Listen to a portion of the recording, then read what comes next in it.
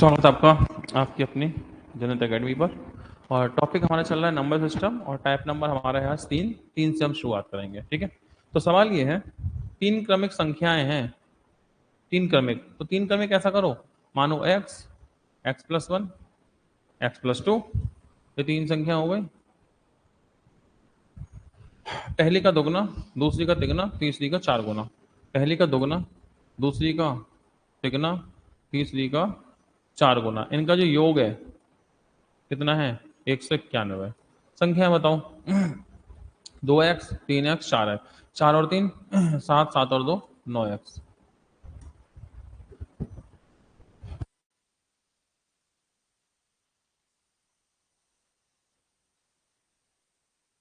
तो 4 और 3 7 और 2 9x प्लस 3 और 8, 8 और 3 11 बराबर 191। 9x बराबर 11 कम कर लो 180, x बराबर 20।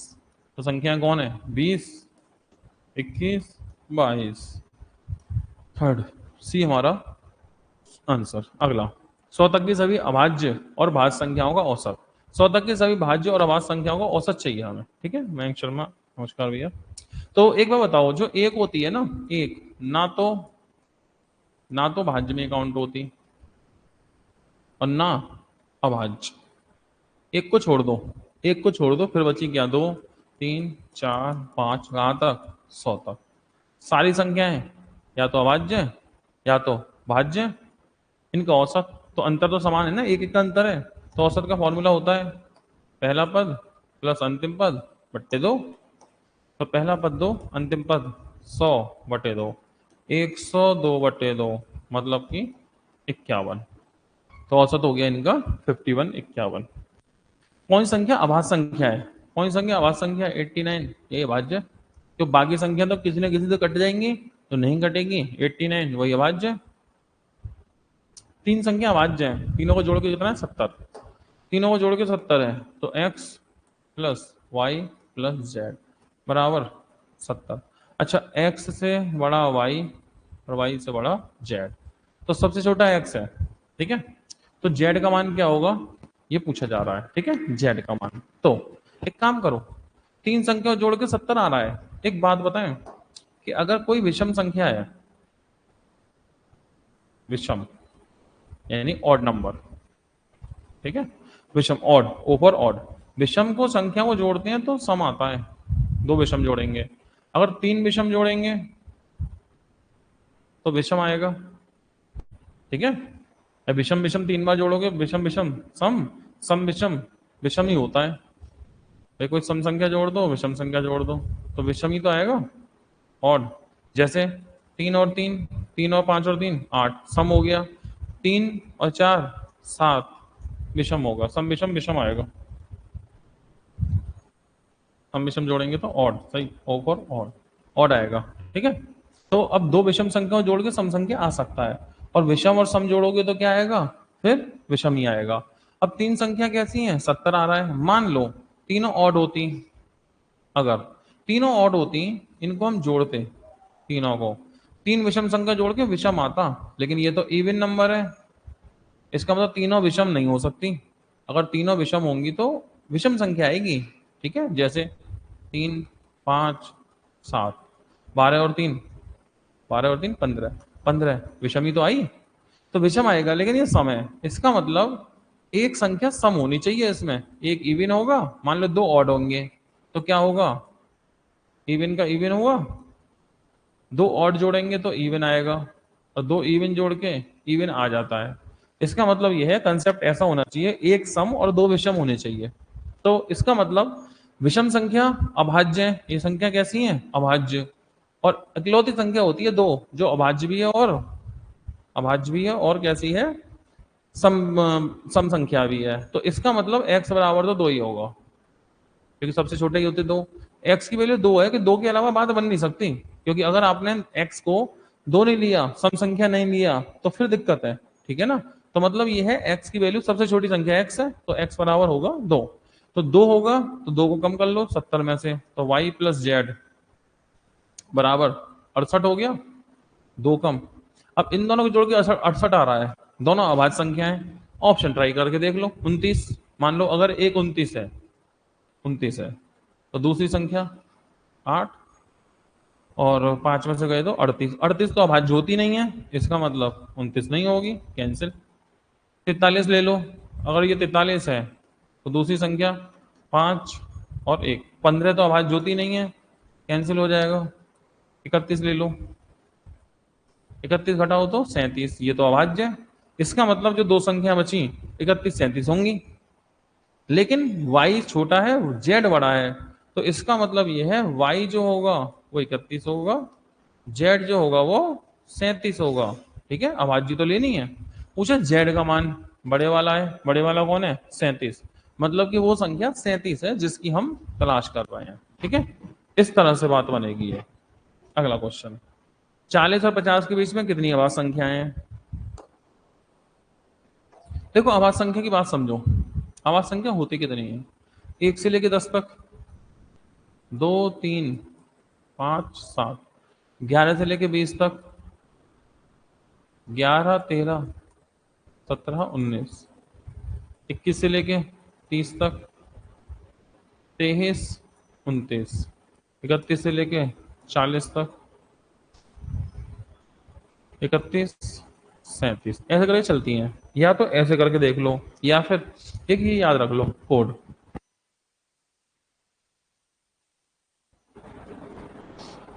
तो या फिर एक कोड याद रख लो, ये आ गया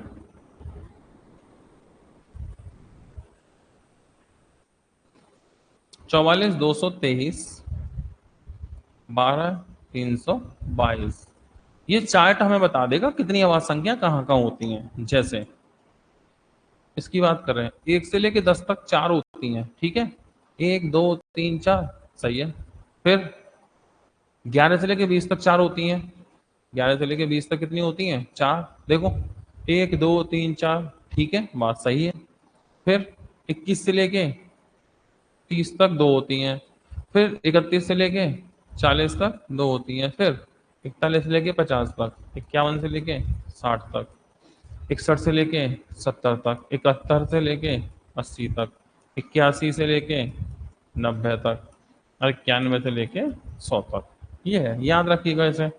तो फिलहाल 40 50 के बीच में कितनी होती हैं? 40 50 के बीच में कितनी होती हैं? या 41 50 में 3 होती हैं। ठीक है, कौन सी होती हैं? 41 43 और 47। 3 संख्या अभाज्य होती हैं 40 से 50 के बीच में। ठीक, आगे देखते हैं।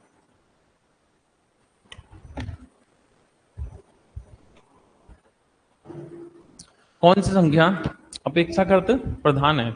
अब ये शब्द आया अपेक्षाकृत प्रधान, इसका क्या मतलब है? देखो, एक संख्या होती है सह अभाज्य,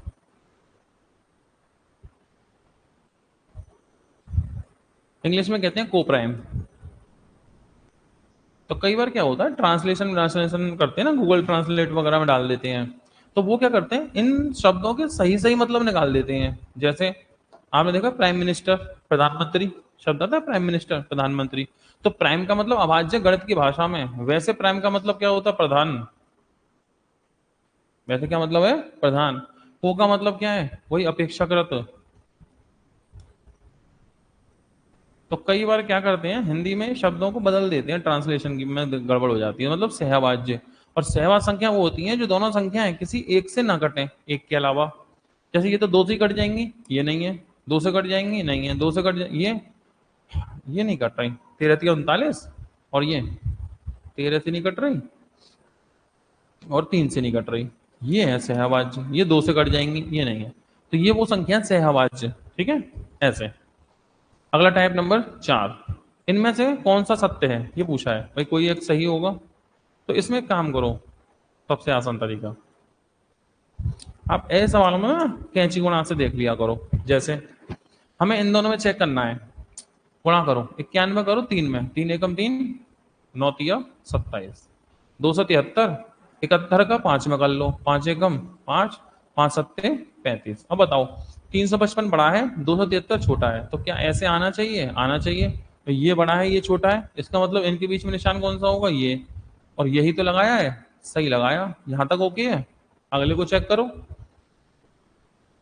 99 का 5 में गुणा करो, 100 का 500 में 500, 5 कम कर लो 495, और 7 का इसमें 7 एकम 7, 9 7 63।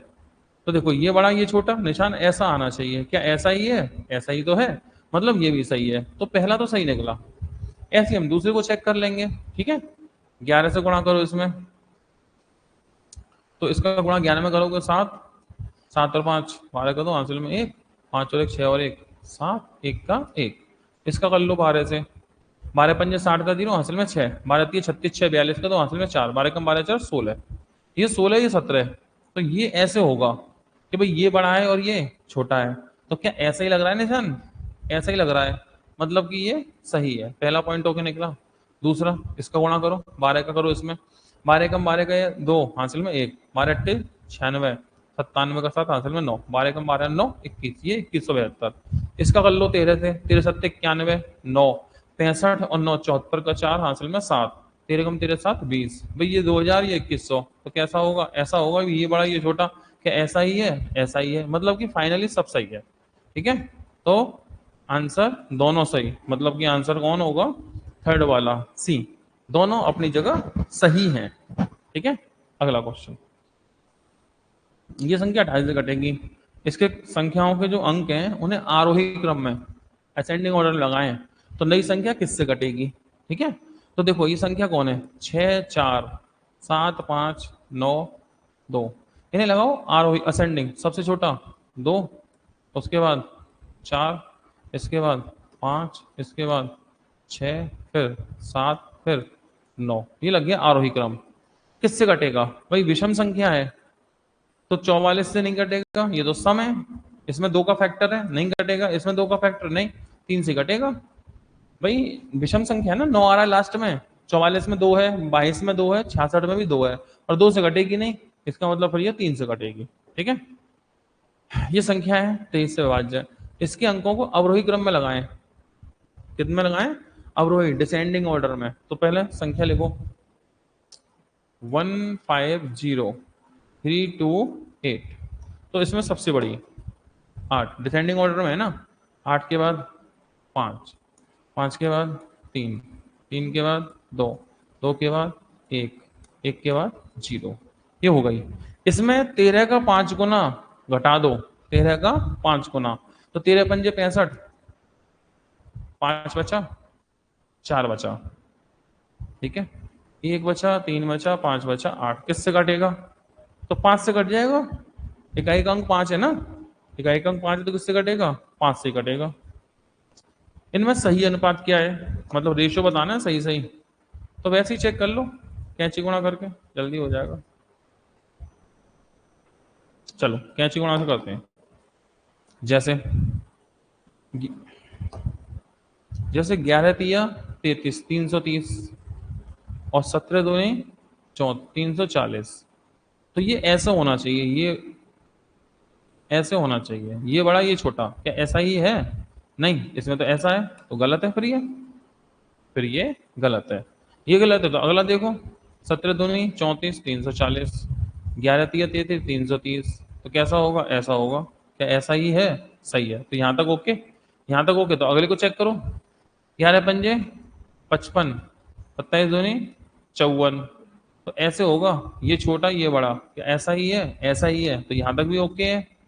इसे चेक करो, 5 सत्ते 35, इसे करो, 15 सत्ते 105, 10, 15 दूनी 310 40, क्या ये 40, ये बड़ा, ये 15 सत्ते 105, ऐसे, तो क्या ये बड़ा है? हाँ जी बड़ा है, ये छोटा है, क्या ऐसा ही है? ऐसा ही है, मतलब कि सेकंड सही है, पूरा सही बैलेंस हो रहा है। ठीक है, अगला क्वेश्चन, अगला टाइप आ गया कौन सा? 5। पूछा क्या है?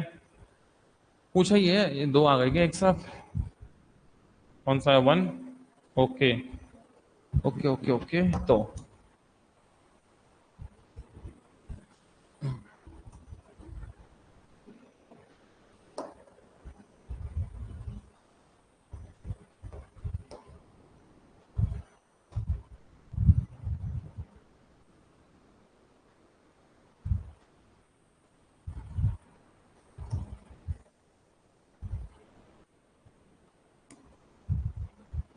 चलो ये अलग कर दिया और यहाँ अलग हो गया।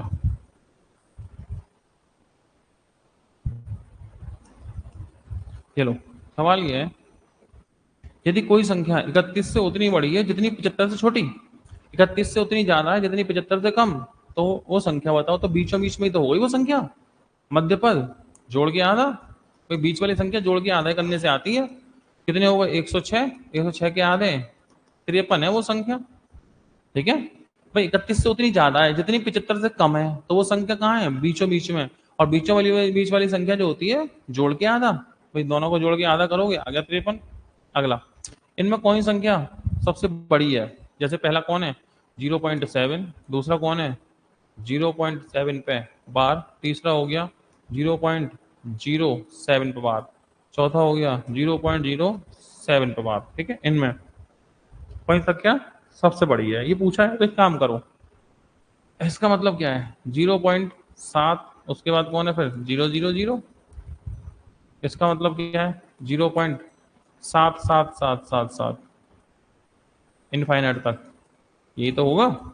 इसका क्या मतलब है?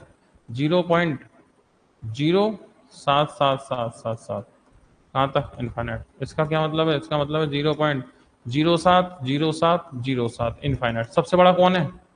तो सबसे बड़ा यही है, 7777 लगातार आ रहा है, मतलब कि ये। ठीक है, तो कौन सा है सबसे बड़ा? 0.7 पे बार, 0.7 पे बार मतलब कि ये वाला। ठीक है, सबसे बड़ा कौन होगा? यही तो है 0.7 पे बार, और ये मिलेगा किसमें? डी में। अरे मिला तो डी में है, तो डी को टिक करना पड़ेगा। ठीक है, तो ये है सबसे बड़ा। ये 22 से कटेगी तो यहाँ पे क्या आएगा खाली जगह पे?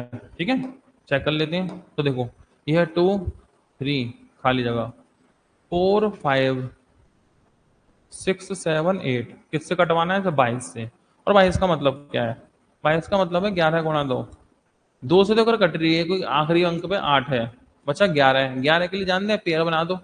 तो ऐसा करते हैं, इस जगह पे स्टार लगा देते हैं, स्टार। पेयर बना लिए। अब देखो, 3 और 4 7, 7 और 6, 4 और 3 7, 7 7 और 6 13, 13 और 8 21, 21 डिफरेंस।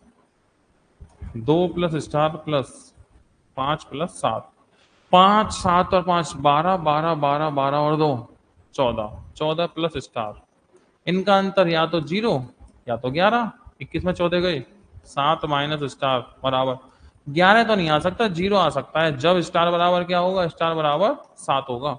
तो पूछा स्टार के लिए सबसे छोटी संख्या क्या रख सकते हैं? स्टार की जगह सबसे छोटा हम जो रख सकते हैं वो रख सकते हैं 7। 7 से बात बन जाएगी। ठीक है, ऐसे सवाल तो कर हमने बहुत सारे कर ही लिए हैं व्यवस्था नियम में जाके। ठीक है,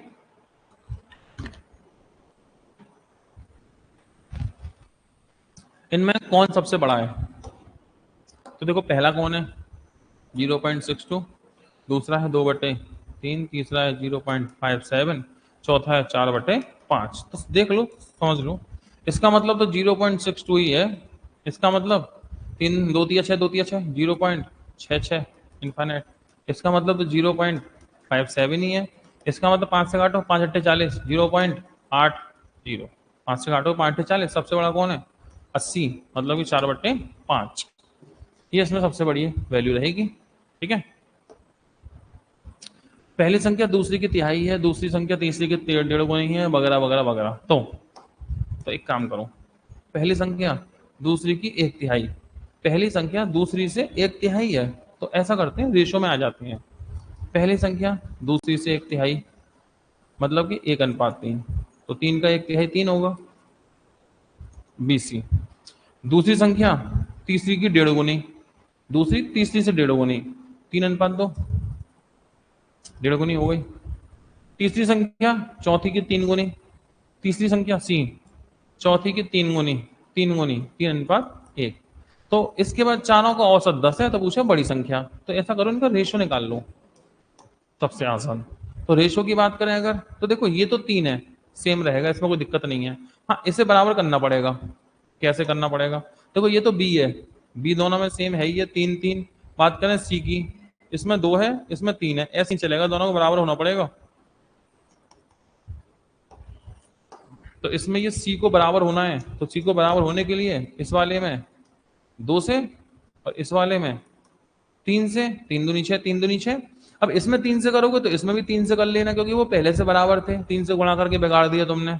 बस एबीसीडी का रेशियो आ जाएगा।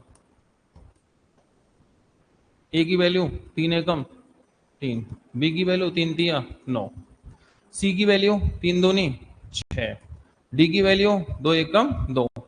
ये रेशियो आ गया चारों का। अच्छा, इनका औसत कितना है चारों का? 10। तो औसत की तो औसत से तुलना करोगे ना, तो जोड़ो इन्हें। 9 और 3 12 और 6 18 और 4 20। 20 संख्याएं कितनी है? 4। 5 यूनिट। औसत कितना आ गया? 5 यूनिट। और औसत है कितना? 10। 5 यूनिट बराबर 10, 1 यूनिट बराबर 2। आपसे पूछा है सबसे बड़ी संख्या, और सबसे बड़ी कौन है? 9। तो 9 यूनिट बराबर 9 दूनी 18। तो सबसे बड़ी संख्या जो होगी वो 18 होने वाली है। ठीक है, अगला टाइप नंबर 6। बस टाइप 6 आपका लास्ट टाइप है, तो आज नंबर सिस्टम खत्म हो जाएगा आपका, बिल्कुल दी एंड नंबर सिस्टम टॉपिक। यही इसमें लास्ट टाइप है। एक कार्यालय में 108 मेजें हैं, 132 कुर्सी। 1/6 मेज, 1/4 कुर्सी टूट गई। ठीक है, तो टूट गई तो बची कितनी? सही सही सही बची वो देखें हम लोग। ठीक है, तो बची सही मेज कितनी है? सही मेज कितनी है भाई? टोटल मेज कितनी है? 108। टूट कितनी गई? 1/6। 6 में से एक टूट गई तो बची 5/6। एक टूट गई ना 6 में से, तो 5/6। 6 से काटो, 6 कम 6 और 6 अट्ठे 18 पंजे 90। 90 तो सही मेज बची। अब सही कुर्सी कितनी है जो सही है? टोटल कितनी है? 132।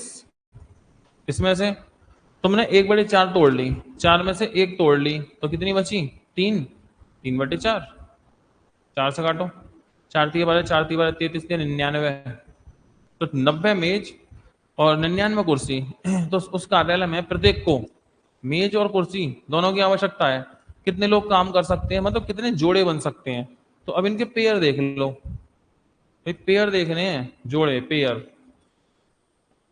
तो 90 मेज है, कुर्सी 99 है, तो पेयर तो 90 ही बनेंगे ना, कुर्सी फालतू है, जोड़े तो 90 ही बनेंगे। तो 90 लोग ही काम कर पाएंगे फिर बैठ के आराम से। ठीक है, क्योंकि मेज कुर्सी के पेयर बनाने पड़ेंगे ना।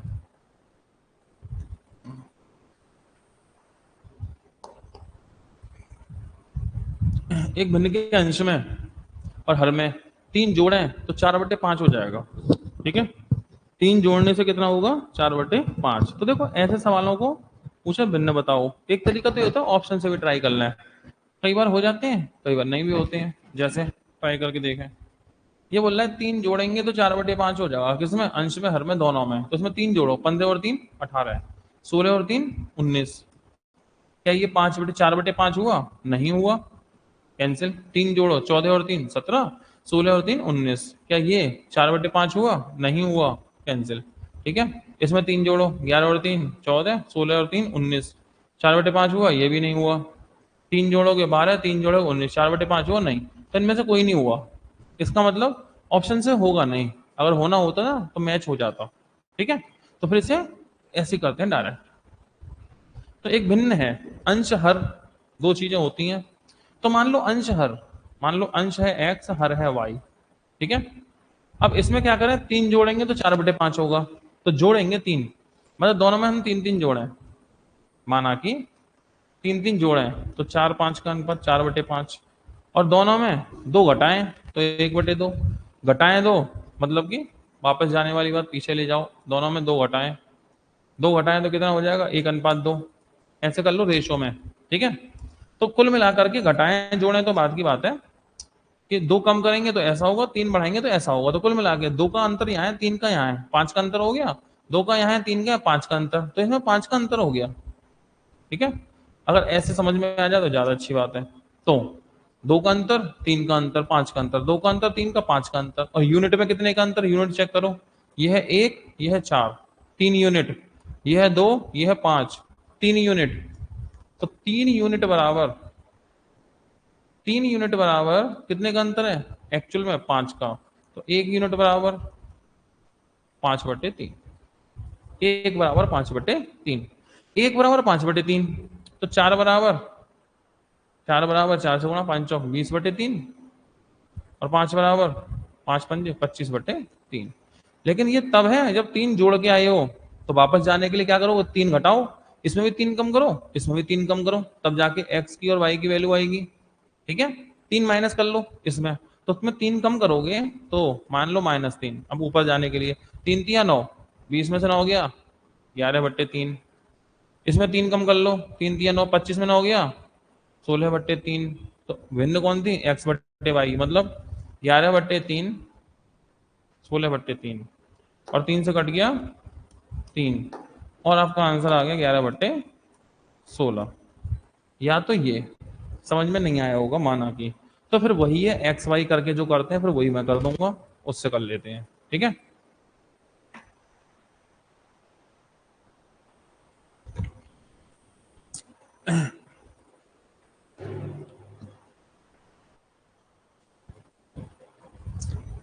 ठीक है, यहाँ तो हो गया। ओके, चलो अब मैं आपको बेसिक समझा दूं इसका, अगर मतलब ऐसे समझ में ना आया तो फिर बेसिक कर लो। कैसे, ऐसा कर लेते हैं कि भिन्न कौन थी, वही x/y। भिन्न कौन थी, x/y। दोनों में 3 3 जोड़ेंगे तो 4/5 होगा, एक समीकरण यहाँ से बन जाएगा। तो x में 3 जोड़ा, y में 3 जोड़ा, बराबर 4/5। लो जी, एक समीकरण यहाँ से मिलेगा। दोनों में 2 घटाएंगे तो 1/2 बन जाएगा। x में 2 घटाया, y में 2 घटाया, तो 1/2 बन गया। इन्हें हल करके 2 समीकरण बनेंगे, इधर ले जाओ। ये हो गया 5x प्लस के 15 बराबर 4y प्लस के 12, इधर इधर, तो 5x माइनस 4y बराबर, इसको ले जाओ इधर माइनस के 3। ठीक है, इसके बाद ये हो गया 2x माइनस के 4 बराबर y माइनस का 2, 2x माइनस वाई बराबर, इसको ले जाओ 2।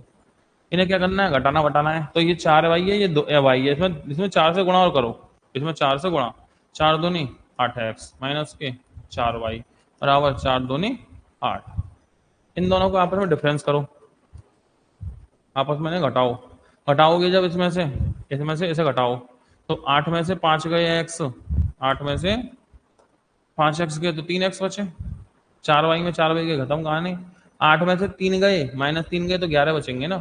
तो x बराबर 11/3, x बराबर 11/3। इस 11/3 को या तो इस समीकरण में या इस समीकरण में किसी में लगा देना, तो यहाँ से आ जाएगा y बराबर 16/3।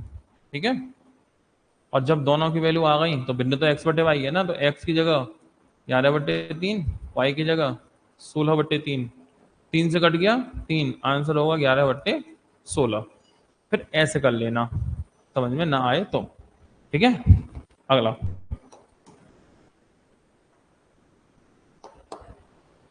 एक भिन्न का अंश हर से 3 अधिक है।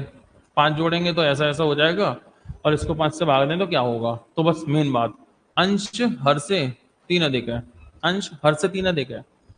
तो मान लो अगर हर है x, तो अंश 3 अधिक है x प्लस 3, ये हो गई भिन्न। ये आपने मेन फ्रैक्शन मान लिया कि ये मेन फ्रैक्शन आपका है।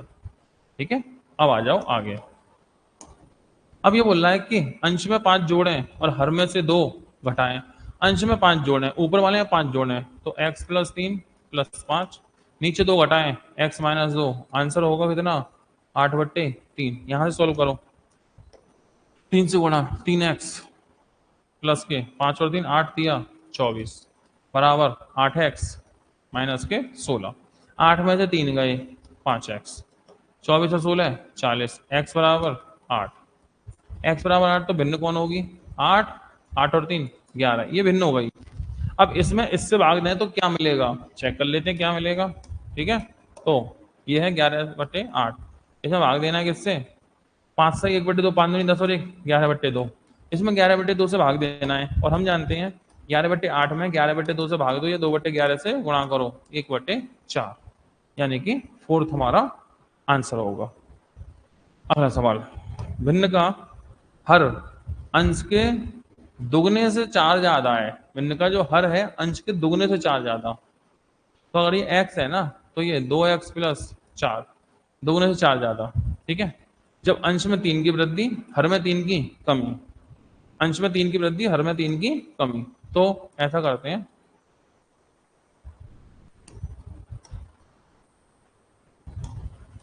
अंश में 3 की वृद्धि, हर में 3 की कमी, तो परिणाम 2/3 आता है। अगर ऐसा करेंगे तो कितना होगा, 2/3। तो बस सॉल्व कर दो यहाँ से। तो देखो 3x प्लस के 9 बराबर 4, 2 दूनी 4x, 4 में से 3 गया 1, 2 1 कम 2, 4 में 3 गया, x बराबर 8, x बराबर 8 तो भिन्न होगी 8, 8 दूनी 16, 16 और 4 20।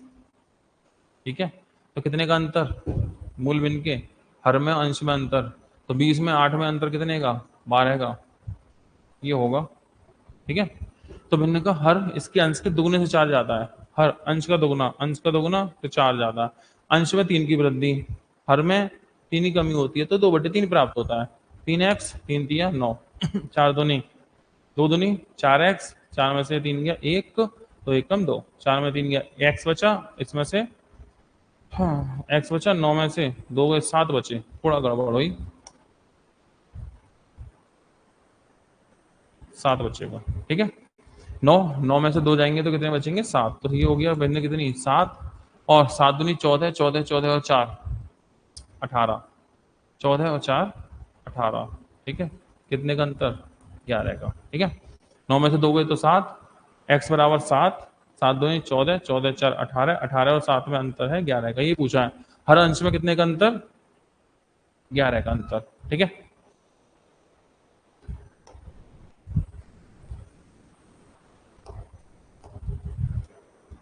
एक भिन्न का अंश हर से 6 कम है।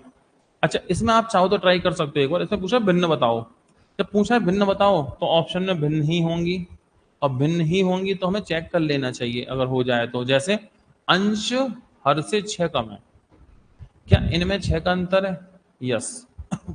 इनमें 6 का है, नहीं इनमें 8 का है, इनमें 6 का है, इनमें 7 का है, इनमें 6 का है, इनमें 4 का है, और हमें वो चाहिए जिनमें 6 का अंतर हो, 6 का अंतर केवल इसमें है, तो आगे चेक करने की जरूरत नहीं है, भिन्न यही है, आंसर यही है। तो कई बार क्वेश्चन आपके ऑप्शन से भी निबट जाते हैं। ठीक है, अगला,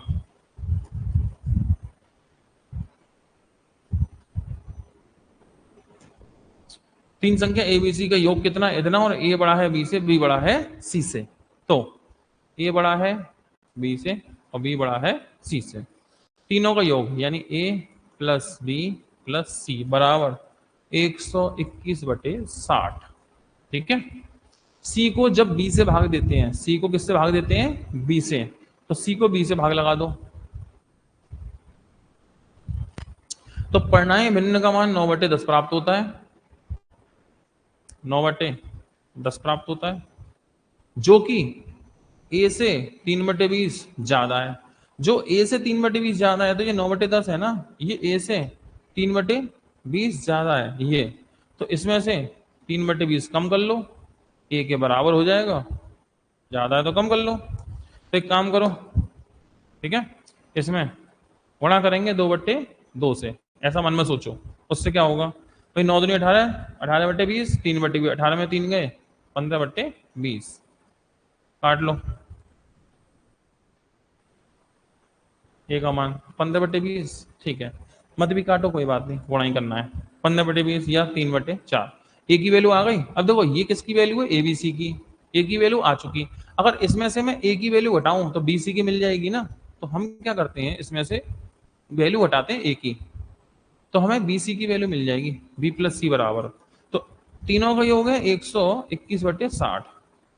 ए का मान कितना है 15/20, इसमें माइनस कर लो 15/20, इसे घटा देंगे। तो एक बात बताओ, ये है 60, ये है 20, 3/3 से गुणा मान लो मन से ही, अपने मन से, तो इससे क्या होगा 60 एलसीएम हो गया ना, तो ये भी 60, ये भी 60, और नीचे 60 तो आ ही जाएगा।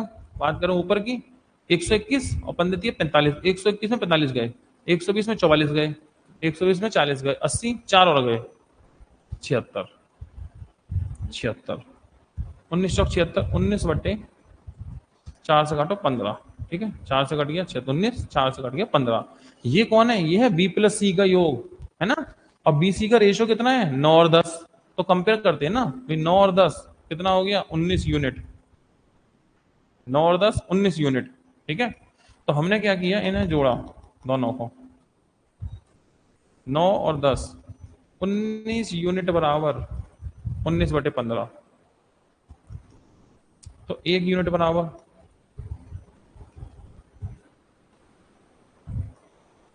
1 यूनिट बराबर 1/15। हमसे पूछा मान किसका है, बी और सी का अंतर। तो बी और सी में कितने का अंतर है भाई, ये 9 है 10 है, तो 9 और 10 में कितने का अंतर है भाई, 9 और 10 में तो 1 का ही अंतर है ना। 9 और 10 में कितने का अंतर है, 1 का, और 1 बराबर 1/15। इसका मतलब अंतर भी 1/15 का ही है बी और सी में। ठीक है, तो ये थोड़ा कैलकुलेशन वाली बात हो गई। ठीक है, मैं इसके लिए आप मुझे व्हाट्सअप कर देना। अगला क्वेश्चन, अच्छा एक टाइप और है, टाइप 8, एक टाइप और है अभी 8। चलो, एक टोकरी है, उसके हर 25 अंडों में से एक अंडा सड़ा हुआ है, हर 25 में से एक सड़ा है, हर 8 में से 5 सड़े अंडे बेकार है, अनुपयोगी हैं, और कुल 10 अंडे ऐसे हैं जो अनुपयोगी हैं, बेकार हैं। तो कुल कितने अंडे थे, तो मान लो कुल अंडे थे x, और इसके 25 में से एक अंडा सड़ा है, यानी कि कितने सड़े अंडे हैं, 1/25। और जितने सड़े हैं, हर 8 में से 5 अंडे बेकार हैं सड़े हुए, तो 8 में से 5 अंडे बेकार है, 8 में से 5 अंडे बेकार है, तो 5/8, और बेकार है कितने, 10 अंडे टोटल, तो बेकार निकले। तो बस 5 दूनी 10, x बराबर 25 अट्ठे 200, 200 दूनी 400। टोकरी में कुल 400 अंडे थे, टोकरी में कुल कितने अंडे हैं, 400।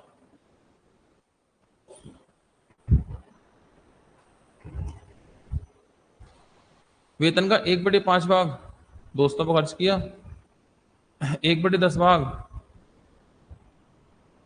आवास पर खर्च किया।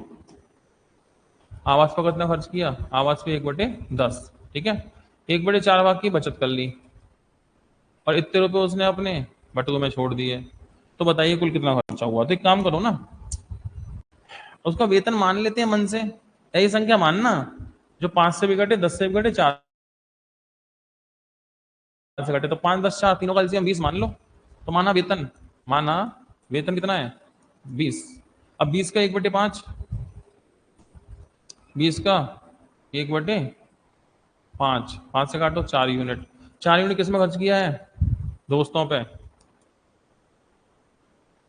वेतन का 1/10, 1/10 कितना, 2 यूनिट किस पर खर्च किया है,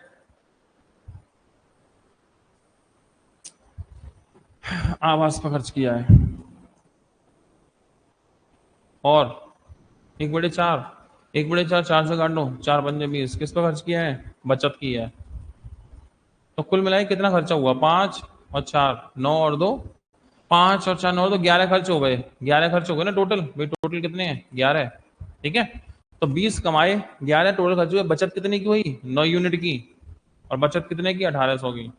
9 यूनिट बराबर 1800, 1 बराबर 200।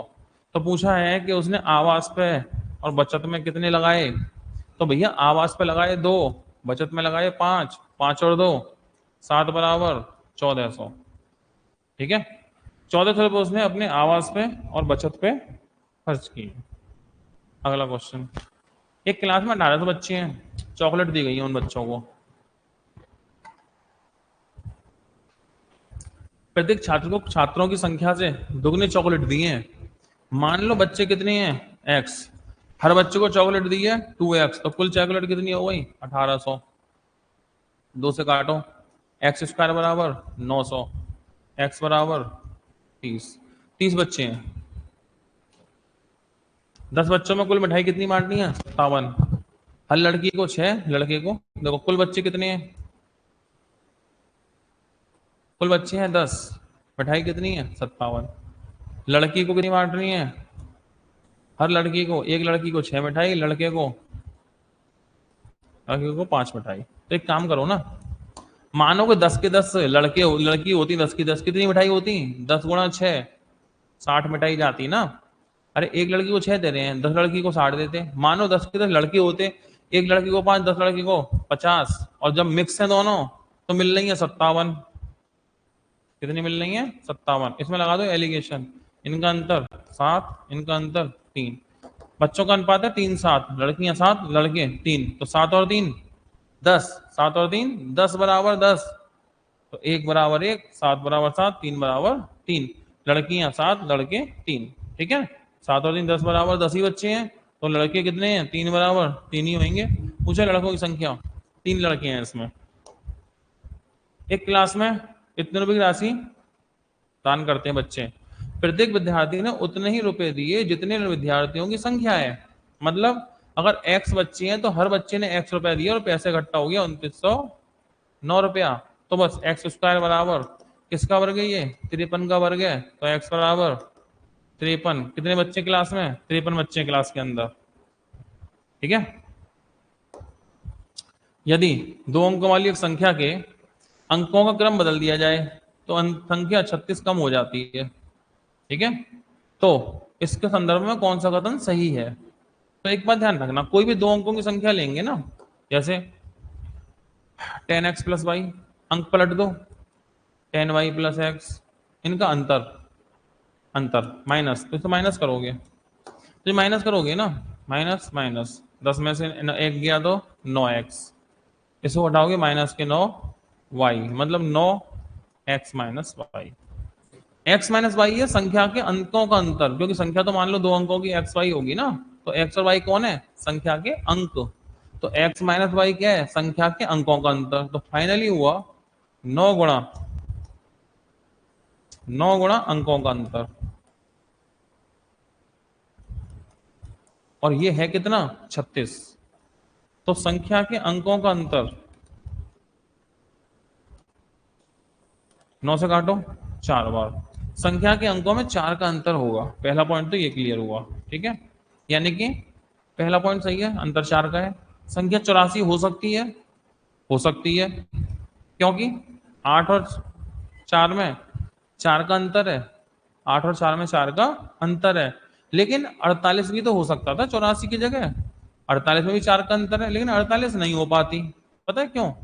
क्योंकि बोल रहे हैं क्रम बदल रहे हैं, तो 36 कम होती है, तो 84 का क्रम बदलेंगे ना जब, तो 48 आएगा। कम हो रही है, कम हो रही है 36, लेकिन 48 होता क्रम बदलते 84 होगा।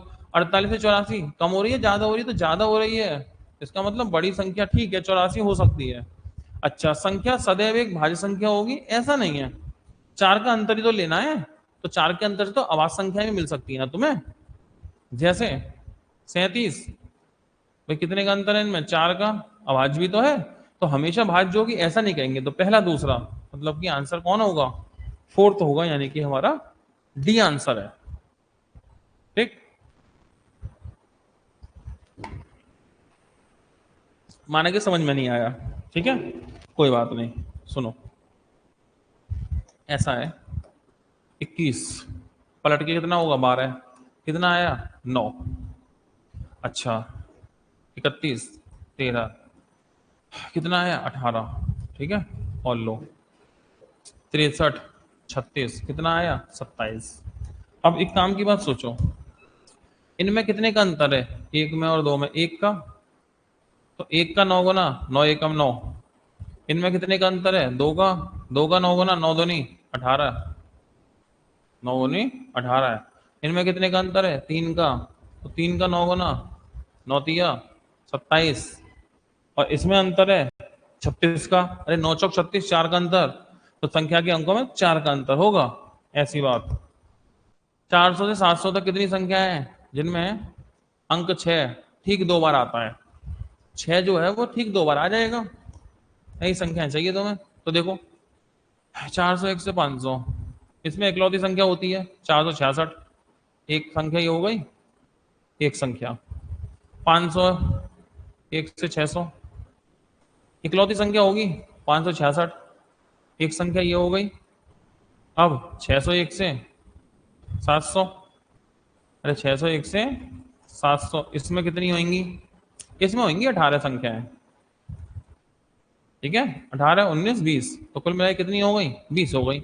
अब तुम कहोगे इसमें 18 कैसे निकलेंगी जिनमें 6 का अंक ठीक 2 बार आता है? मैं समझा देता हूं। देखो 606, 616, 626, 636, 646, 656,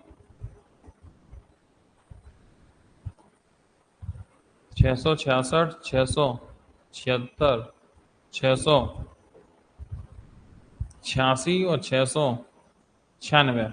10 तो ये हो गई। अब 666 से पहले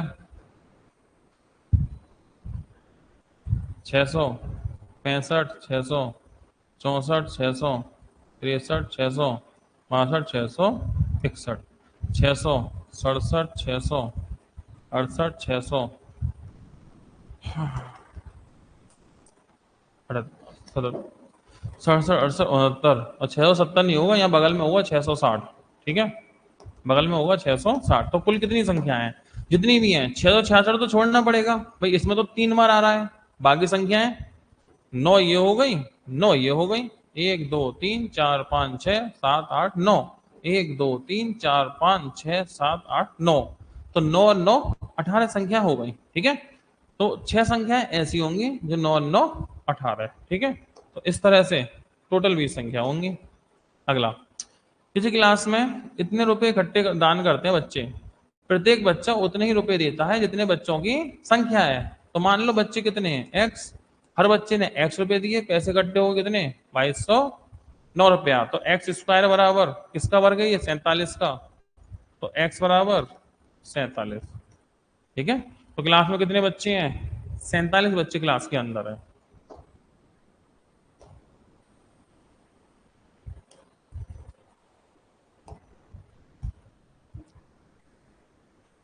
यदि भार संगत संख्या है तो संख्या होना चाहिए। तो प्रथम n प्रागत संख्याओं का भारित समांतर माध्य क्या होगा? तो कितनी संख्या हमें चाहिए, प्रथम n प्रागत संख्या। तो प्रथम n प्रागत संख्या 1 2 3 4 5, कहां तक चलेंगे, n तक। ये तो होगी संख्या। इनका भार, भार मतलब इनकी रिपीटेशन, पुनरावर्ती, रिपीटेशन पुनरावर्ती आवृत्ति। ठीक है, तो भार संगत संख्या है, संगत संख्या, करस्पेंडिंग नंबर। एक का एक ही बार होगा, दो दो ही बार होगा, तीन तीन ही बार होगा, चार चार ही बार होगा, पांच पांच ही बार होगा, और एन एन ही बार होगा। ठीक है, तो मुझे क्या निकालना है, फॉर्मूला क्या होता है, कुल पदों का योग बटे कुल पदों की संख्या। समांतर माध्य मतलब औसत ही होता है। समांतर माध्य मतलब क्या होता है, औसत। कुल पदों का योग बटे कुल पदों की संख्या। तो इनका मुझे चाहिए पहले तो योग।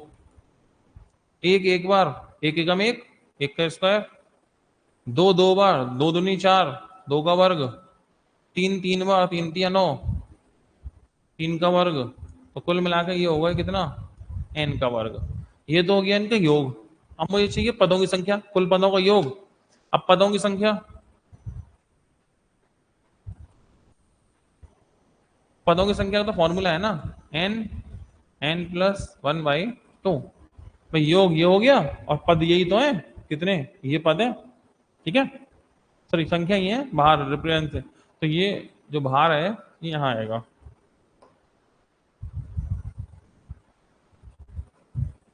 ये हो गया पदों की संख्या। तो एक दो तीन जोड़ोगे एन तक, एन एन प्लस 1/2 हो गया फॉर्मूला। तो बस औसत बराबर कुल पदों का योग। तो इसके योग का भी तो फॉर्मूला होता है इन सबका, एन एन प्लस 1, 2n+1/6। कुल पदों का योग बटे कुल पदों की संख्या, एन एन प्लस 1/2। इसे हल कर देते हैं, एन से एन कटा, एन प्लस 1 से एन प्लस 1 कटा, और 2 से ये 3 बार कटा। तो हो गया भैया 2n+1/3। ये हो गया। ठीक है, तो भार इनका संगत संख्या है, मतलब एक एक बार, दो दो बार, तीन तीन बार। तो ये हो गया पदों का योग, और ये पदों की संख्या, डिवाइड किया तो औसत आ गया। अगला, छात्रों की क्लास में पहले बच्चे के पास 2 टॉफी हैं, दूसरे के पास 4 हैं, तीसरे के पास 6 हैं, और इस तरह चलती हैं। कुल बच्चे कितने हैं, 25। पहले बच्चे पे कितनी टॉफी है, 2, दूसरे पे कितनी है, 4, तीसरे पे कितनी है, 6। ऐसा चलेगा कितने पदों तक, 25 पदों तक। 25 पर होता है, 25 बच्चे हैं ना, तो ये किससे विभाजित होगा, जोड़ लेते हैं, पता चल जाए किससे कटेगा। जोड़ो इन्हें, दो कॉमन ले लो, दो एकम दो, दो दूनी चार, दो तिया छह, और 25 पद है तो 25 तक ही चलेगी कहानी। 25 पद है तो 25 ही तो संख्या आएंगी, तो दो तो हो ही गया। इसका फॉर्मूला होता है एन, 25 एन प्लस वन, 26/2, दो से दो कट गया, तो कुल मिला के 25 गुणा 26 किससे कटेगा, 25 है, 5 से कटेगा, इसमें 5 है, इसमें 5 है, और 26 है, 13 से कटेगा, इसमें 13 है, 13 दूनी 26, तो ये किससे कटेगा, बी, 5 और 13 इन दोनों से कटेगा ये।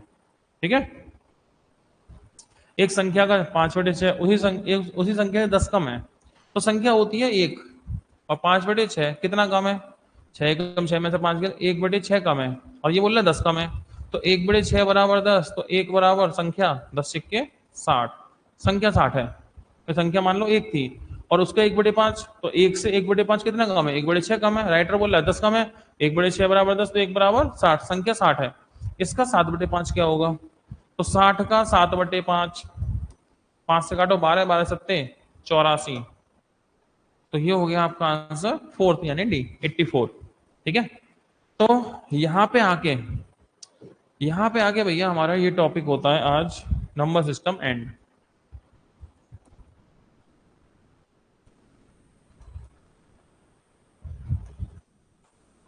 तो ये बात यहाँ खत्म होती है, कल संडे मुलाकात होगी फिर से अगले नए टॉपिक में। ठीक है, बाकी आप सभी लोगों से इतना निवेदन है, ध्यान रखिएगा, कई बार लोगों को ये कुछ कहना था कि सर सिलेबस थोड़ा स्लो चल रहा है, तो देखो मैं आपको बताऊं, एडवांस मैथ में स्पीड स्लो होती है, चीजें बहुत सारी होती हैं, टाइम लगता ही है। अर्थमेटिक में थोड़ा सा लिक्विड फॉर्म में होता है, चलता रहता है, ऑप्शन ऑप्शन में बहुत सारी चीज लग जाती हैं।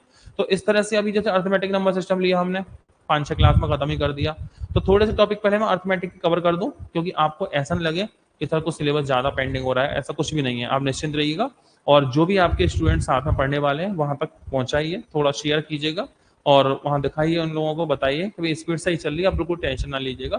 तो पहले थोड़ा सा मैं अर्थमेटिक खींच के लाऊंगा, फिर एडवांस की बात करूंगा, तो मंडे से अर्थमेटिक के टॉपिक शुरू करेंगे हम, एलसी मैथ्स। ठीक है, मिलते हैं अगली क्लास में, थैंक यू।